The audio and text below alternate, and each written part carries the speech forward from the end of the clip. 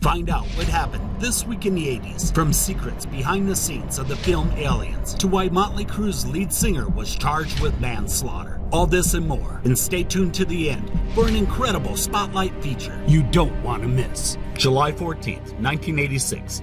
Motley Crue's lead singer Vince Neil was sentenced to 30 days in jail for vehicular homicide. On December 8, 1984, Vince and the drummer Nicholas Razzle Dingley of the band Hanoi Rocks were out on a liquor run when Vince Neil lost control of his car, crashing head-on into another vehicle with two other occupants. Both the other occupants were injured with brain damage, and Vince Neil's passenger Razzle was killed. The California blood alcohol legal limit at the time was 0.10. Vince Neil's blood alcohol content was 0.17.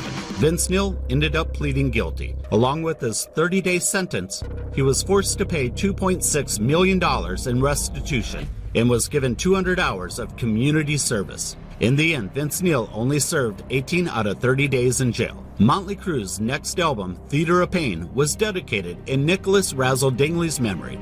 Do you think Vince Neil should have faced harsher punishment or not? Leave your thoughts in the comments below. July 17, 1984, President Reagan signs the National Drinking Age Act, a law requiring states to raise their drinking age from 18 to 21 or face a 10% cut to their federal highway funding. The goal was to reduce the highway fatalities. Every state complied. Later in the 2000s, a debate of lowering the drinking age back to 18 was sparked by college presidents and law enforcement, saying lowering the drinking age will make students safer. This law has been an abysmal failure. It hasn't reduced or eliminated drinking, it has simply driven it underground, behind closed doors, into the most risky and least manageable of settings. As kids continue to find ways to drink, just like back in the days of Prohibition, underage kids hide from adults and law enforcement in frat houses and basements. Unsupervised, irresponsible, and reckless behavior has led to extreme drinking in order to avoid getting caught before going out in public. Do you agree with lowering the drinking age back to 18 like it was back in the early 80s?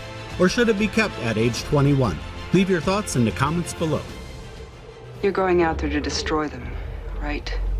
Not to study, not to bring back. July 14, 1986, the film Aliens debuted. Sigourney Weaver had several notes for director James Cameron after having read the script. Although he did not grant all of her requests, Cameron praised her for never taking issue with the direction he wanted to take. Her notes were all about how she felt her character Ripley should respond to situations, which he was happy to accommodate. Get away from her, you bitch! Behind these numbers is a puzzle. Can you solve it? Judge plus mint. Judge mint. D plus hay. Day. Judgment Day.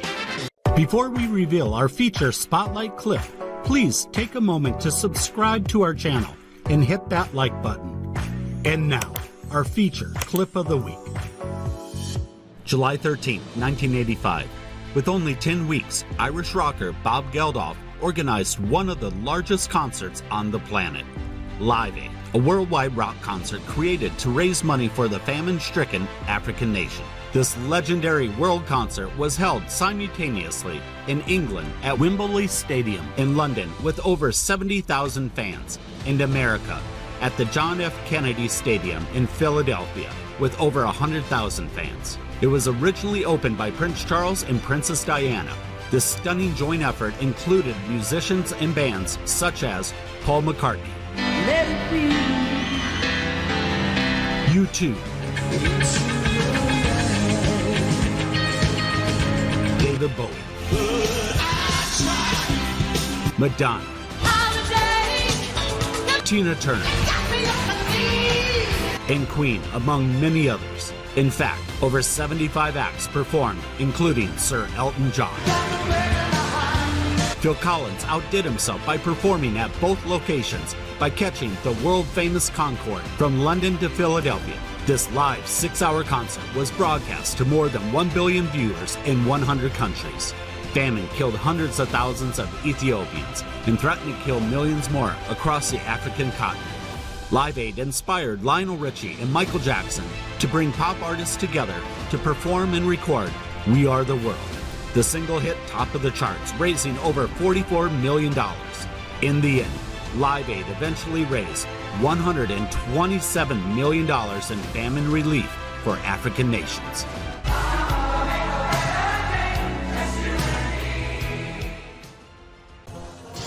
Make sure to check out the other videos on our playlist as we celebrate the movies, music, and memories of the 80s.